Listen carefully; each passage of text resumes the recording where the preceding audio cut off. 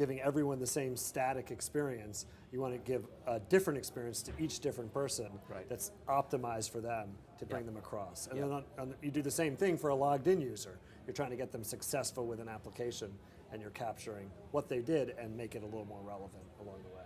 And so to my first question, therefore, back on that, what is it that the cloud's enabling for you that wouldn't be possible otherwise?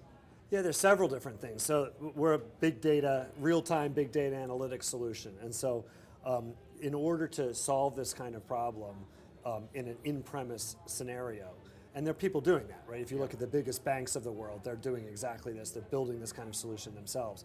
But they're taking 100 people on a huge clusters of their own that they build. And so the cost of this to build for a smaller organization would be prohibitive. And so by being on the cloud and amortizing across a whole bunch of different users in a sharing kind of model, you're able to bring the price to the point where everybody can do it. Right. So that's one of the biggest, is just that amortization of the cost. And then also the second is the ability to scale the big data processing, even for one customer, to be able to scale it up and down depending on the workload at the time. That would have been difficult to do in a prior life. And then, of course, cloud applications are the core of who you're going to approach, right? Exactly, yeah. And so you're very much sort of a native cloud application. And what does mobile mean for you? Yeah, so we're seeing mobile, we're primarily focused on mobile web right now. Moving toward mobile app, but primarily focused on mobile web.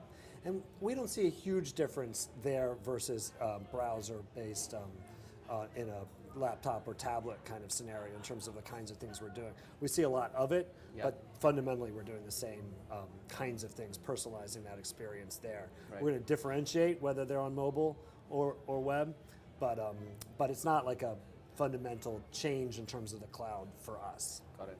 Great. And so as you look forward this next year, obviously we're at the future of cloud computing here tonight. What do you see happening in the next year or beyond?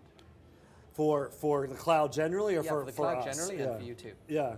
So I liked a lot of the trends that you were mentioning. I mean, we're seeing some of the same things, but I think this convergence of big data analytics, the increasing amount of data that you're generating, and generating that across multiple touch points, web, mobile, and different applications, being able to bring that together in one unified view of the customer or the visitor and act to it, I think that's going to be a huge challenge. It's one of the challenges we're trying to solve as well. Makes tons of sense. Well, great. Thank you for joining us tonight. I hope to see you again next year, and we'll talk about what's happened. Great. Thanks, Michael. Thanks a lot. Pleasure. Thanks.